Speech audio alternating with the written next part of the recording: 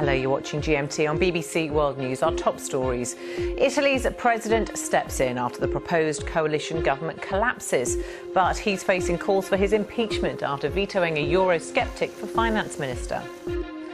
The Malian migrant hailed as a hero after this astonishing rescue in Paris. He's now to be made a French citizen.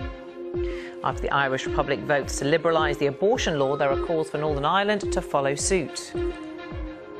And I'm Nuala McGovern in Dublin, where tomorrow they're planning on introducing that legislation to liberalise their abortion laws. Some saying are now putting pressure north of the border for them to also liberalise theirs. Also in the programme, what makes the marine world's most charismatic mammals click?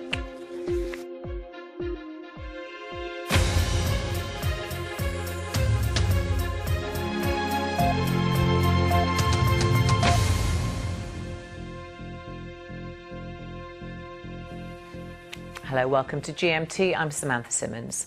After months of political paralysis, this man, let's show you his picture, could be Italy's next Prime Minister. He is Carlo Cottarelli, a former IMF official, meeting President Sergio Mattarella, who it's thought might appoint him Prime Minister until new elections can be called. Markets have responded positively to the news, but the two main anti-establishment parties are furious. They had been given the go-ahead to form a government, but their would-be Prime Minister quit when his Eurosceptic choice of finance minister was vetoed by the president. It has been months since Italy has had a formal government, and recent elections produced an inconclusive result. Well, the BBC's James Reynolds in Rome says that if he is appointed, Mr Cottarelli's will stay in the job. It's likely to be a short one, as Parliament is dominated by the anti-establishment parties. The president vetoed Mr Conte's government lineup. He did so because he objected to the name of the finance minister, Paolo Savona. He rejected this finance minister because the potential finance minister, had in the past talked about Italy preparing to leave the euro. And the president's made it clear to the populists, you can't just sneak out of the euro. If you want to take such a profound step, which would change the course of Italy's politics and the way this country works, you'd have to do so after a national debate which should be held in the open.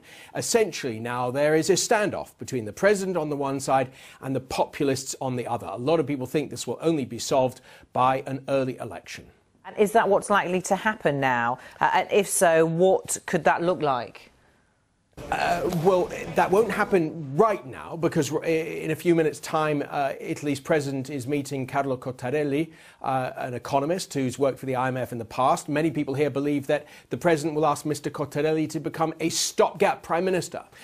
But it would really be a stopgap because a prime minister would have to get approved by Parliament. And Parliament is controlled by the populist alliance, who are likely to say no. Once everybody realises that the new stopgap prime minister wouldn't get approved, it is surely likely that the president would call early elections. That's certainly what all the Italian newspapers this morning are suggesting. Well, let's just show you the live pictures from when we are expecting Carlo Cottarelli to speak to the media shortly. He's been meeting with the Italian president, so we'll of course bring that to you as soon as it happens. Now, French President Emmanuel Macron has personally thanked a young Malian man who's been hailed as a hero after rescuing a child dangling from a fourth-floor balcony in Paris. Let's go to our correspondent in Paris who can tell us more about this story. Hugh Schofield is standing by. Hugh, tell us what happened. This was on Saturday evening, wasn't it? Well, the original event was on Saturday evening. This was when Mamadou Gassama was strolling towards a local Greek restaurant to watch a football match with his girlfriend when he saw a crowd of people and cars beeping their horns, looked up, and there was a boy dangling by his fingertips from a fourth-floor ledge in a block of flats. And without reflection, he started climbing up the outside of the building. And this is the famous video which has been seen by millions of people around the world by now. People started filming him on their phones, and you can see him really in the most extraordinarily agile way, leaping up from balcony to balcony until he arrives at the level of the little boy, leaps over onto the balcony and grabs him and pulls him in. The little boy is also being held by a neighbour, but the neighbour can't do anything because he's really just holding him by the hand across a kind of a barrier. in any case, the boy is saved, and since then, of course, Mamadou Gassama, this being the age of the internet, has become, a weekend hero, and he's been the lionised by everyone here in France, and deservedly so, to the point where he's today had the honour of being received at the Elysee Palace by President Macron, and there he's been told that his bid to become a French citizen will be expedited, and this is a real turning point in his life. OK, Hugh, stay with us for a moment, because we just want to bring in Mamoudou's brother. He has been speaking to the media about what his brother has done. He was eating in a restaurant with his girlfriend, watching the Champions League match, when he heard car horns and people shouting. He went outside and looked up, and there was a child. So what happened? He moved immediately to save the child. I asked him, wasn't he frightened for his own life? He said no. At that moment, he wasn't thinking of himself. He was thinking of the child. As soon as he started to climb, he was scared that the child would get tired and let go. Luckily, it was a child who was not afraid, and everything worked out well. Mamoudou's brother there. Hugh, this happened this Saturday, as I mentioned a few moments ago. President Macron's been pretty quick off the mark to welcome him into the Elysee and give him an award, hasn't he? Yeah, I mean, this is the age being what it is. This has gone viral, as they say, and everyone has wanted to pitch in with their tuppenny worth, praising him and so on. So, of course, and what else can you do except praise him? It was an extraordinary act. The President of the Republic has stepped in, and there's been this meeting this morning, at the end of which Mamadou Gassama came out with a medal, a bravery medal. I'm not sure quite what the title of the medal is, but he got a medal and a certificate. But more to the point, and I think this is quite interesting, he's been told, as I said before, that any bid that he launches to become a French citizen will be looked on favourably. In other words, there's no question he will become a French citizen. And we're getting some sort of transcript of the conversation now, and it's interesting because President Macron says to him, "Look, normally you would not be open to getting French citizenship. You have arrived here. You are not seeking asylum. You've arrived here from Mali. There are millions or hundreds of tens of thousands like you. You would not normally get citizenship, but what you've done is an extraordinary thing, and it deserves an exceptional response. So you will."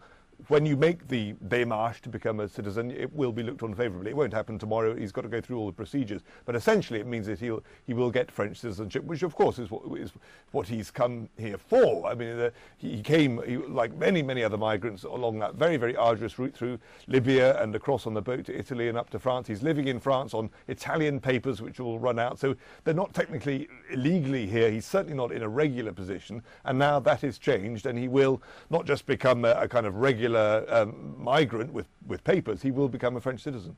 OK, thank you.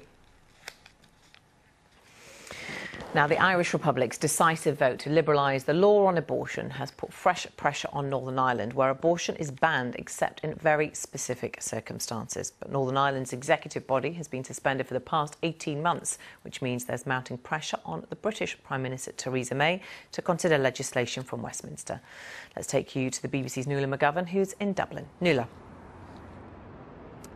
You're very welcome to Dublin. We're here outside the government buildings, that is the office of the Taoiseach or Prime Minister, and in fact they want to begin introducing legislation that reflects that vote as early as tomorrow. So some very swift action that is then putting some pressure north of the border. I have a couple of people that I want to introduce you to, and let me begin with Anne Murray. Anne, you voted no. How are you feeling considering it was such a resounding yes in this country? Well, obviously we're disappointed, and all of our volunteers are very disappointed with, I suppose, the scale of the yes vote. However, I'm so heartened by the resolve that our wonderful volunteers have to continue this fight. And I suppose what saddens us most of all is that picture on Saturday in Dublin Castle, people celebrating. People were celebrating the intentional ending of a human life. And as Dr. Thompson told us at the Oireachtas Committee, abortion, the first injection paralyses the baby and the second injection stops the baby's heart. And sadly, that's what Irish people were celebrating. But we will move on in the pro-life campaign. We are going to try and hold our Taoiseach to his word when he said abortion would be rare. And, you know, OK, as you said, the legislation they're trying to push through tomorrow, we have said it is liberal. You know, we will try and reduce it as much as we can. I think you'll have a fight ahead of you, because what I'm reading today in the Irish papers is that in fact they're not expecting any of the ministers to block it in the way that we would have thought perhaps previously. Lise Hand, you're very welcome to the programme as well. Northern Ireland already an issue, not even 48 hours after that result was announced, and people are beginning to look to the north. How do you see the ramifications of this vote in the south?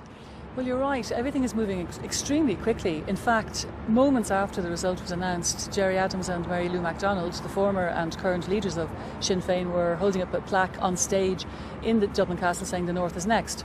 And there has been swift calls for the legislation to be, some sort of legislation to be introduced in the North.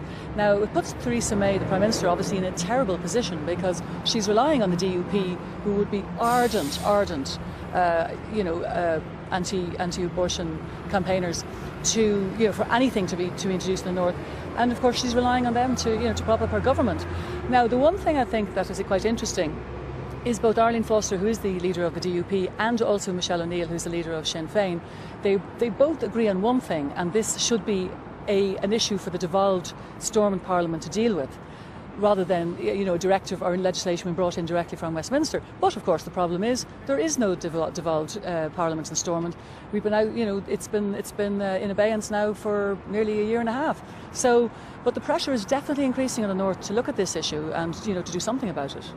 Lise, Anne, thank you both very much. And what we're actually hearing today is that there is planning on being a bus tour that will go to Northern Ireland by abortion rights activists, a group called Rosa. They plan to hand out abortion pills in Northern Ireland. I believe it's Belfast and Lisburn are two of the destinations. The anti-abortion campaign in Northern Ireland, they are looking for those people to be arrested. So very interesting days and hours here in the Republic and also north of the border.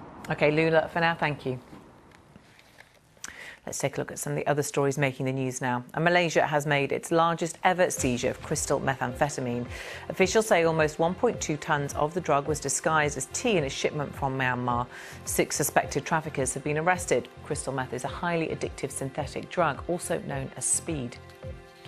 The US National Weather Service has issued a warning that haze caused by the Kilauea volcano in Hawaii may affect the Marshall Islands almost 4,000 kilometres away. Meteorologists have warned residents of Micronesia with respiratory problems to stay indoors and warned aircraft and shipping about reduced visibility. Stay with us on BBC World News, still to come. How about this for a commute? Britain's most scenic bus journey.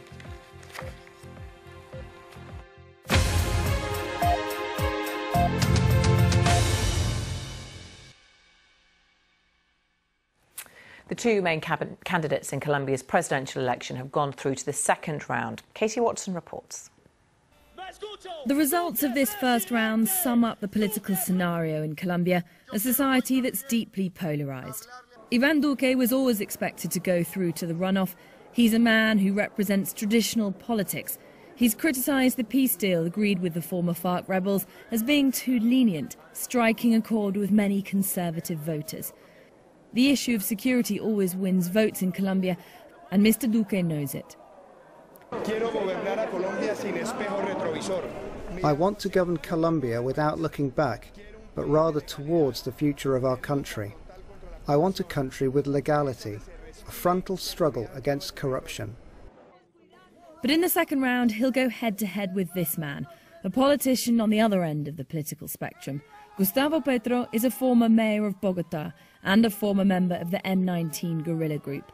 He supports the peace deal, but has also made inequality and corruption priorities in this campaign, and he's won supporters among the younger generation wanting political change.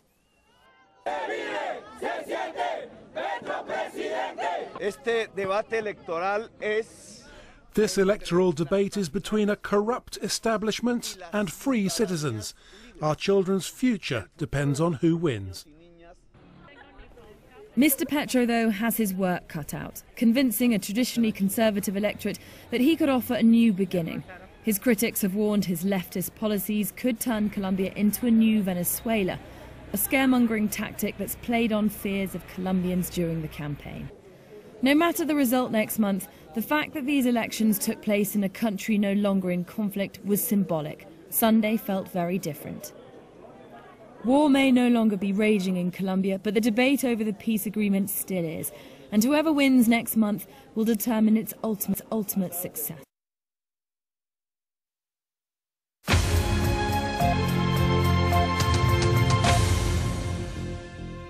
Hello, welcome back to GMT. A team of Americans are in North Korea to try to hammer out a plan for a proposed summit between US President Donald Trump and Kim Jong-un. The original meeting, set for June the 12th, had been called off by President Trump, but it appears both sides are still trying to find a way forward. Rupert Wingfield-Hayes is on the border with the latest. That white railway bridge there is the old railway from Seoul to Pyongyang, and on the other side of the river is the demilitarized zone that divides South Korea here from North Korea on the other side. And right now, about 2 kilometers from where we're standing, senior officials from the United States and North Korea are sitting down to try and draw up the outline of an agreement that they can take from here to Singapore next month for President Trump and Kim Jong-un to finalize and to sign off on. So this is really significant that senior, experienced diplomats are now sitting down together to get the nuts and bolts of an agreement together. What would be the shape of that agreement? Well, it appears that the United States is prepared to offer recognition of North Korea, security guarantees for Kim Jong-un and his regime, and economic assistance to North Korea. But in return, President Trump wants Kim Jong-un to hand over all of his nuclear weapons. And it's been very clear in the last week or so that Kim Jong-un is not prepared to do that, not in one go. So the crucial question is, if Singapore is to go ahead, what is Kim Jong-un prepared to put on the table now that President Trump can take from a summit back to the United States and declare a victory? Rupert Wingfield-Hayes there. Now, anyone with a long commute will know that staring out of the window isn't always the best way to pass the time, but the 840 bus route in the north of England is different. It's just been crowned the most scenic bus ride in Britain. Simon Gompertz has hopped on board. It's a bus driver's dream. The 840 coastliner starts in Leeds, takes in York, then heads over the North York moors here and out to Whitby on the coast. Driving what's been crowned our most beautiful bus route and getting paid for it is Adam Davis. Every day is a joy. Every day is a joy on this route. It's just beautiful. It's not only helping people that live out here get into bigger places, to cities, but it's bringing people out of the cities into this beautiful land.